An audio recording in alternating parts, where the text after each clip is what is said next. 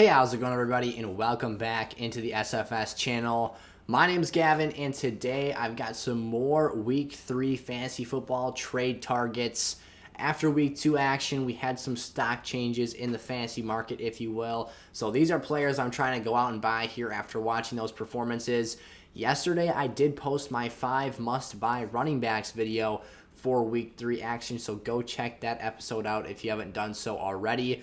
But today, we expand the board a little bit, take a look at every fantasy position. I've got quarterbacks, wide receivers, some additional running backs that weren't featured on that video, and then a few tight ends here as well. 16 total players I'll be talking about in today's episode. So make sure to drop down, give today's video a like before we get started, and click that subscribe button if you're new around here. We just passed 2,000 subs. That's awesome. Thank you all so much for that. But let's hit that intro and get straight into today's video.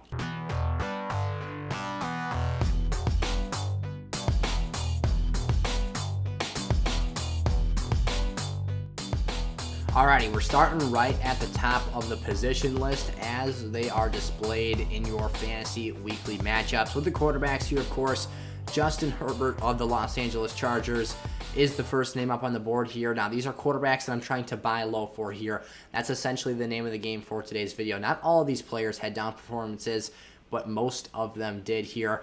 Justin Herbert was one of those names. Only 14 fantasy points despite throwing the football 41 times. He completed 31 of those passes against the Dallas Cowboys for 338 yards, 1 touchdown, but he did have 2 interceptions, which obviously docked that fantasy point total down for most of you out there in standard quarterback scoring. So why do I love Justin Herbert so much in this offense?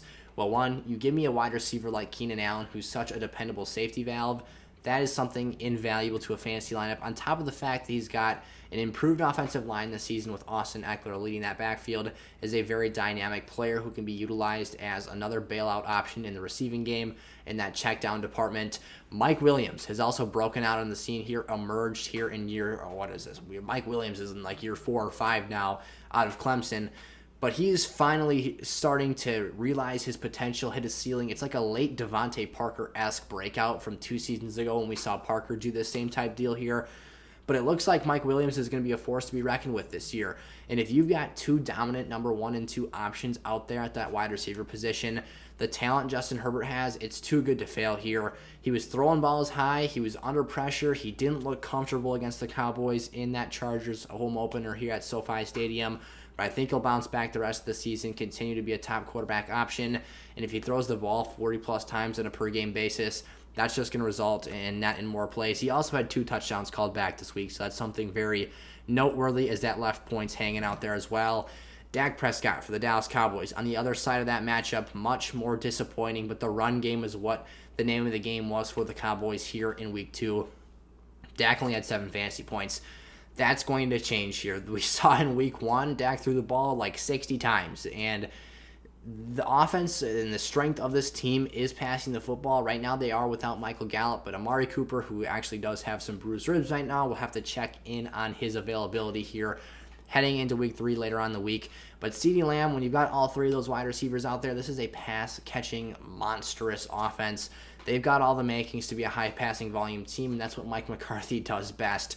As much as he always says he wants to stay committed to that run game, and he showed us in Week 2 that he's at least capable of staying to his word for 1 week, Tony Pollard and Zeke aren't going to collectively have that many touches and that much rushing volume every week going forward. So it was a very encouraging sign to see, and I expect Zeke to still have a healthy share in this offense.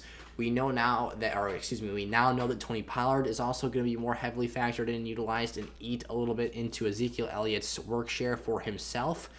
But at the end of the day, again, this is not something to expect frequently. Dak will have a lot more than 7 fantasy points in the majority of his fantasy performances to come this season, and he will continue to be a top 6 or 7 quarterback play on a week-to-week basis for the rest of this fantasy season. And maybe the easiest of these names to acquire is Ryan Tannehill of the Tennessee Titans. He's gotten off to a shaky start this year. Not very impressive numbers from a quarterback that I expect to be one of the higher-end late-round draft picks in fantasy leagues this season. When he's got the rushing value that he has, he can tuck the ball, run it in the end zone, find touchdowns on scrambles that you wouldn't expect. And the deep balls to A.J. Brown and Julio Jones just have not been connecting. He hasn't been finding them in the end zone at the rate we expected. I thought Tannehill would continue to trend up and expand upon his game this season, but I really think that case of COVID, this is a bit of a reach here, but this is kind of going back to what happened to Cam Newton last season. When Cam Newton got COVID, it threw off his chemistry with his receivers. It got that offense jumbled up and out of sorts. I think that might have been the case here with the Titans. They look like they're still trying to find themselves as an offensive football team. There's too much talent to fail here. Ryan Tannehill will find success. I think these first 2 weeks were shaking the dust back off, getting out in NFL action, and now he should be ready to produce. I think that I'm not worried about his health. I'm not worried about the actual illness impacting his play here. What I see it more of is him being out of the lineup and out of the team's depth chart while he was forced to be away from his team. Tannehill lost some chemistry. Things were a little bit clunky. You've got a new name like Julio Jones coming in who's playing a major role in this offense. That's going to cause things to be a little bit less smooth than you would like them to be. Things, again, should continue to improve for the Titans moving forward this season and get back on track. I think Ryan Tannehill will finish as a quarterback one option this fantasy season. Into the running backs now. Alvin Kamara for the New Orleans Saints led the team in targets, receptions, and scrimmage yards, but he only had 4 fantasy points, 30 total scrimmage yards. But that's how bad the Saints offense was in week 2. A complete flip of the script from week 1 against Green Bay. But now, an ugly performance. Jameis was throwing goofy picks left and right and just making a fool of himself. Things will get back on track here. Alvin Kamara is a player who is, I mean, obviously he had a bust week last week, but for the most part, game script doesn't impact him as a fantasy player because whether the Saints are up by 3 touchdowns, he's going to be getting the ball, running the clock out. If the Saints are down 3 touchdowns, he'll be the back in the backfield, catching passes, trying to help this team get back into a manageable situation because he's such a dominant pass-catching and receiving threat and force in this league. So Kamara, still a top 3 fantasy running back. It was an ugly game, an ugly week, an ugly performance, but he will trend back upwards. The Saints offense should get their feet back underneath them here. I don't know what it was about the Panthers, but that threw them off a lot that game. He'll be fine, though. Don't panic on Alvin Kamara. Hold him if you are an owner. Go trade for him. His stock is lower than it would normally be if you are pursuing some running back talent in the open market. Antonio Gibson, very, very dynamic running back threat here. Has the potential to have one of the highest ceilings in the league for this fantasy season because of his potential usage, because of his, again, dynamic playmaking ability and the talent that he brings to the football field. If J.D. McKissic would stop snatching the receiving volume out of the backfield away from Antonio Gibson, I have no doubt in my mind he would already be a top 6, 7, 8 fantasy running back. He hasn't found the end zone yet this year, but in week 1, he did have over 100 yards from scrimmage. Be patient with him. Only 7 fantasy points and half PPR scoring in week 2, but it was against the Giants. It's a tough defensive matchup, a tough front to go against here. In week 3, Washington, I expect to trend back upwards. And it's not the end of the road for tough matchups for Washington this season, but things should get to be a little bit cleared up here. And as Taylor Heineke adjusts to this offense, gets more comfortable, and things become more fluid, he will in turn see a more efficient play, or rather more efficient production from himself. Saquon Barkley, I'm going to go through these names relatively quickly because these were all featured in that 5 must-buy running backs video. But Saquon is getting out of the woods here. First 2 weeks, brutal matchup. Denver, Washington. Week 3, you've got the Falcons here. We don't have word if they're officially going to unleash him against Atlanta this week, but it's easily the easiest matchup he's had so far this season. The talent will win at the end of the day. He's going to be a focal piece of this offense, and if Daniel Jones can just protect the ball, Saquon will be just fine on the stretch of this season. Javonte Williams is a league-winning running back here. Do not take that phrase lightly. Once he takes over this Broncos offense, we're off to the races. He's going to be a workhorse running back, and at the end of the year, I expect top 12 running back numbers on a week-to-week basis. Right now, the stock is as low as it's going to be. Once he starts to eat into Melvin Gordon's rushing volume and offense in that category, he's going to obviously sustain more value from fantasy owners in the trade market and be harder and harder to get off the hands of your opposing league managers. So pull that trigger now while you've got the chance. He's got a nice matchup here, and I have him as a must-start player this week, so buy him before it's too late here. Michael Carter, something that was encouraging to see was the increase in touches for Carter from week 1 to week 2. Now, this still isn't a workhorse running back. This is still a running back committee system, but in a PPR scoring league format for a player who is the pass-catching down back for this Jets offense, he went from 5 touches in week 1 to 13 in week 2. 8 total fantasy points in half PPR scoring. He's not a world beater yet, but he does have a lot of talent. He's very elusive and could be a dynamic threat in this offense. He's worth going out there and getting as an RB3 or 4 on your team because that upside late in the year can be so advantageous for your fantasy lineup. A.J. Brown for the Tennessee Titans. Brown is someone this week who was really underwhelming in terms of the overall performance that he had. But at the end of the day, I still think that he is the number 1 option on this team. Julio Jones is dang talented, but I have questions about his long-term durability with this extended season schedule, especially after taking into consideration the struggles he's had with staying healthy the last 2 years. Brown out-targeted Julio Jones, despite the fact that Julio had far more production. 9 targets for AJ, 8 for Julio Jones. Only 5.5 fantasy points. He just didn't get the job done. It's as plain and simple as that. He had some drops. He had some unflashy plays.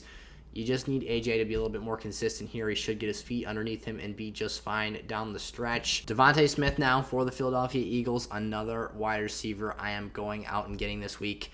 A down week. He had a touchdown, a really nice game in week 1 against the Atlanta Falcons. That was a favorable matchup. Week 2 against the San Francisco 49ers, despite being down their top cornerback, held Smith to a pretty quiet game. That might put some doubt back into the minds of fantasy owners here. See if you can go out there. Just make an offer. See what happens. The talent, the upside, the potential to be a number 1 wide receiver on his respective team is an invaluable asset to have late in the season. So if the opportunity presents itself to go out and get a player of DeVonta Smith's caliber this early on in the season, the long-term upside will continue to grow upon itself as he develops as a player throughout the year.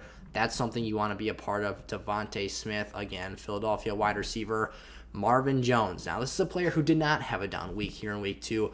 Rather, he was the strong point of this Jacksonville Jaguars offense. We're still struggling to find a quality picture of him in a Jags uniform, so we've still got the Detroit Lions photo up of him. But Marvin Jones, I predicted it in the offseason. He was my must-own Jaguars wide receiver. I said Trevor Lawrence is going to lock onto that veteran presence in the room. He's going to trust him and see him as a dependable face. So far, he's been the top option for Lawrence in week 1 and 2.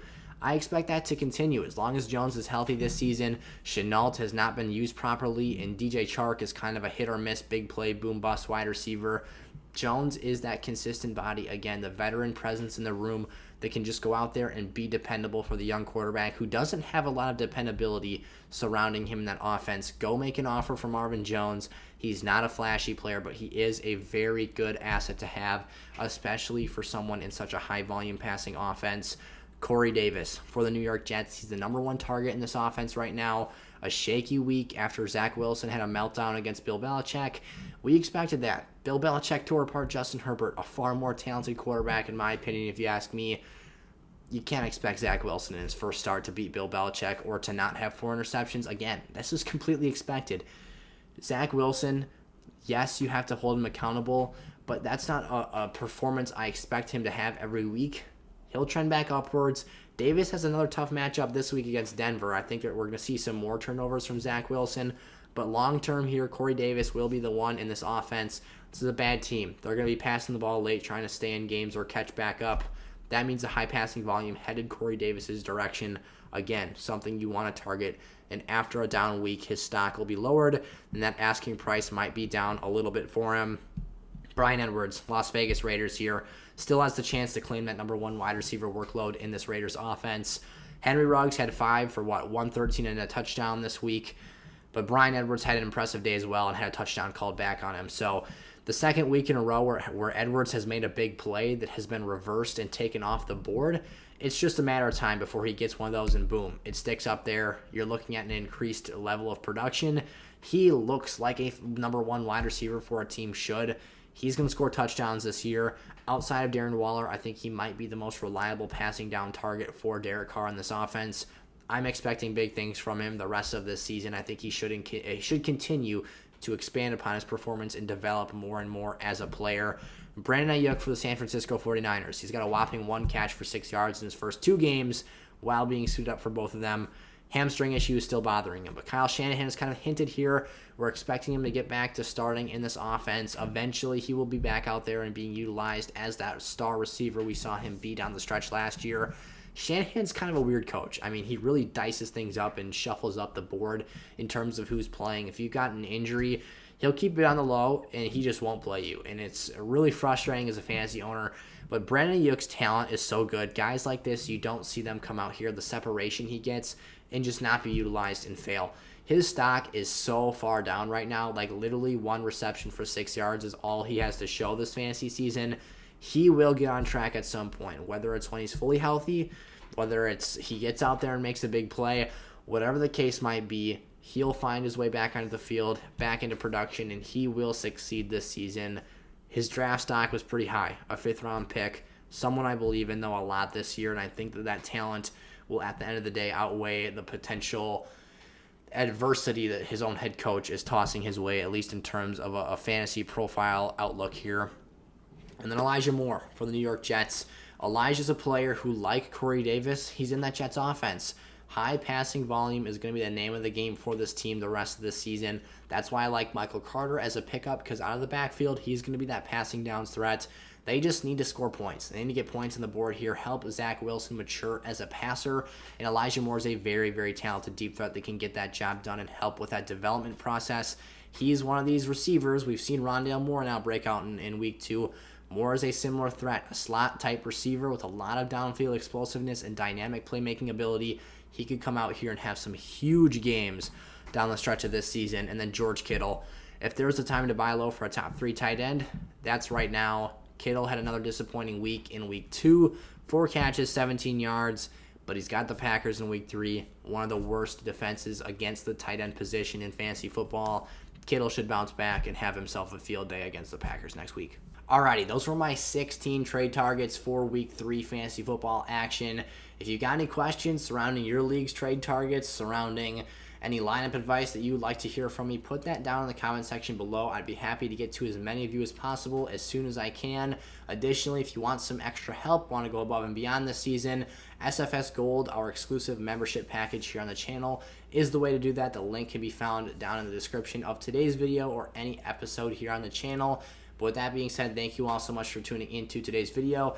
This was one of 3 episodes I posted today, so go check out those other 2 videos that I've got for you to take a look at. Those are going to be 5 must-start wide receivers and running backs for this week. With that being said, click that subscribe button if you're new around here, and I'll see you guys next time. Peace out.